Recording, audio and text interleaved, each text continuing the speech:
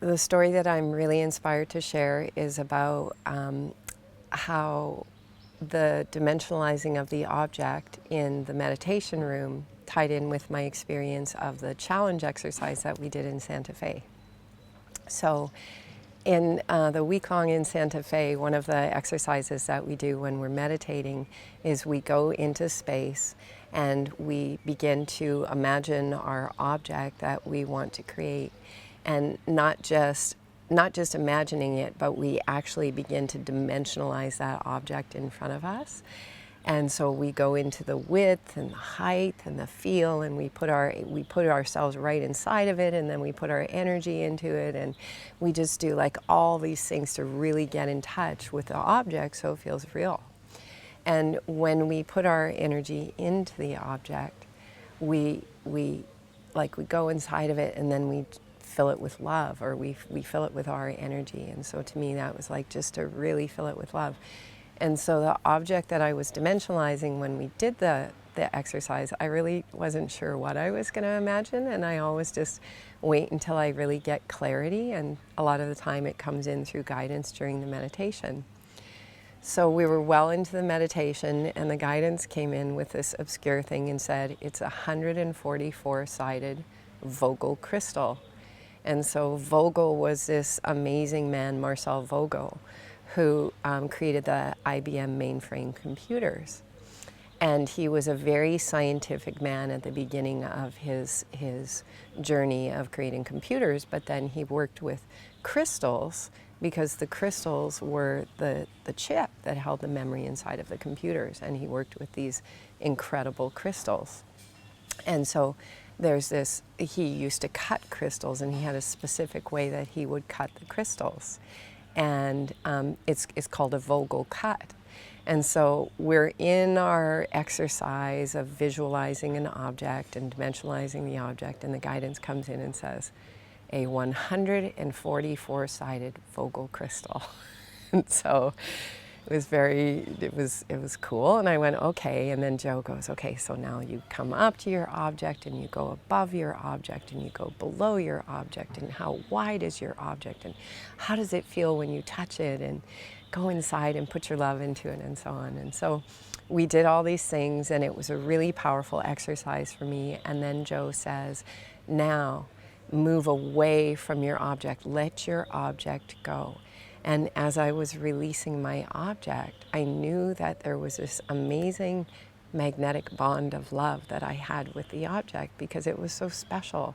It had come from a special place, and that exercise was just so special. And here we are in a dark room, a ballroom with all the lights turned out, and we're doing this thing.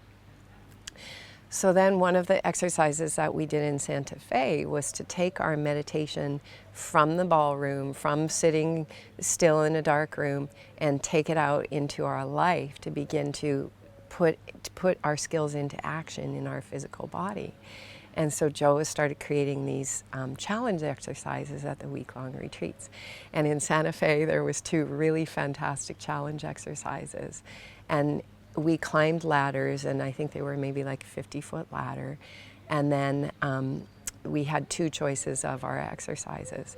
And my exercise that I was assigned to was to walk across a balance beam, and maybe it was about 3 inches wide. Felt like that, maybe 4 inches wide.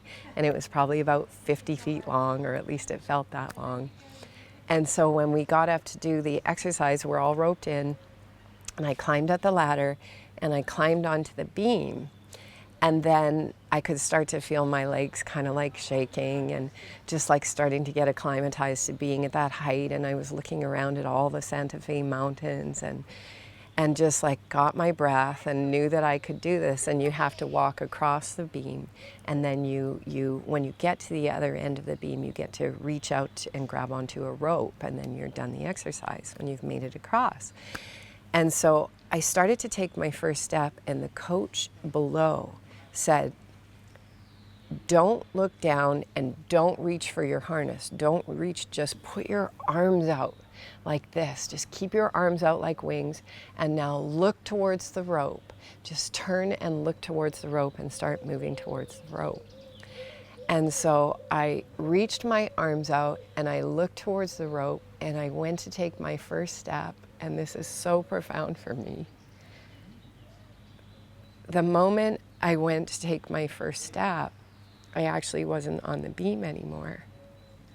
I was back in lotus in the meditation room, completely in my meditation. And the 144-sided Vogel crystal was the only thing I saw, and it was just like blue, black darkness all around me. And the instant I saw the crystal, it reminded me of the love that I had for my object, and how Joe always encourages us when we're creating something that we have to put the feeling into it, and we have to feel for the object. We have to love that object, not just dimensionalize it, but really put our feeling into it. And so the moment I took the first step, my heart just opened so wide, and it reminded me of the love that I had for the object. And I knew in the meditation that it really doesn't matter what object we create. And in fact, the less attachment that we have to an object, the better. Because the more attachment we have to the object, the more importance we give it, the more we may have a need for that object to materialize. And as soon as we have a need attached to the object materializing, then it makes it more difficult to materialize the object, because there's really nothing that we truly need. So if it's something that is just fun and playful, then it's almost easier for that object to materialize. The moment I took the first step and reached out, I was back in lotus, and all I felt was this massive expansion of my heart chakra and my love for the crystal, because I knew that the crystal represented any dream I might ever have in my life that I might ever want to materialize. And so I don't even remember my legs moving across the beam. All I remember was looking at the object and allowing the love to expand in my heart between me and the object. And because I had left a piece of myself inside of the object, I knew that the love was equal inside of the crystal as it was inside of me. And all I remember was just reaching and feeling the love and letting my heart expand and expand and expand. And I knew, because the love was so strong, that there was nothing that would get in the way of me and the object coming together. And so I don't remember my feet moving across the beam. I don't remember any movement occurring at all, except that the object and I were somehow coming closer together through the bond of the love. And then in the exercise out on the challenge course, when you reach for the rope, you've made your way across the beam. And so I reached, as I got closer to the crystal, I reached for the crystal, and the moment I touched the crystal, I was all of a sudden back up on the beam, surrounded by mountains, in the fresh air, 50 feet up on this 3-inch beam, with all of my team cheering for me down below. And the moment was so profound for me, because what we're doing with all of this work is learning to connect to our multidimensional capacities.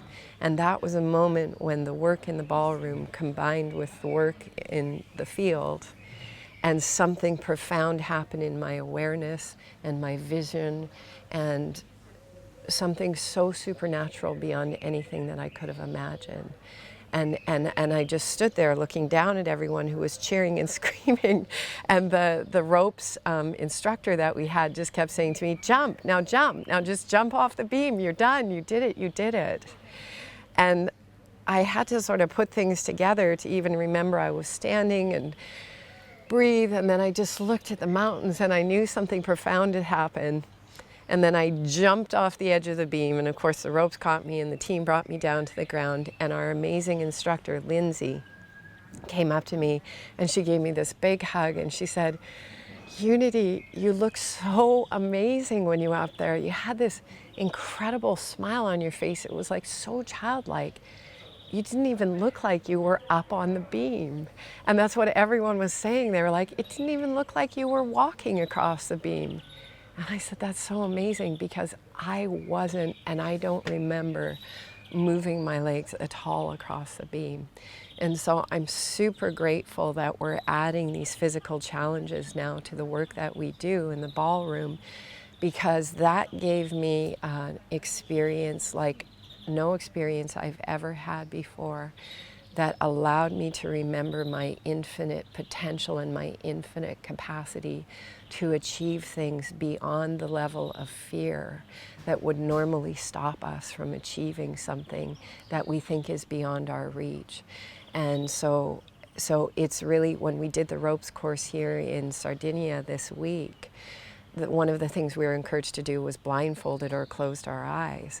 And so I did the red level. We had 3 levels of choices for the exercise, and I did the red level. And I did most of the red level with my eyes closed, and it was a variety of things that we had to do on this ropes course. And what was profound was there was truly no difference between having my eyes closed or my eyes open in moving through the ropes course. In fact, it became more fun to have my eyes open, only just to see what was around and the beauty of reality when our eyes truly become open, when we transcend our fear, and when we begin to experience this reality for what it really is, which is a world to explore and to play in and to get to know ourselves and each other in the most miraculous of ways, being divine and supernatural. And that's my sharing that I felt really was worthy of sharing.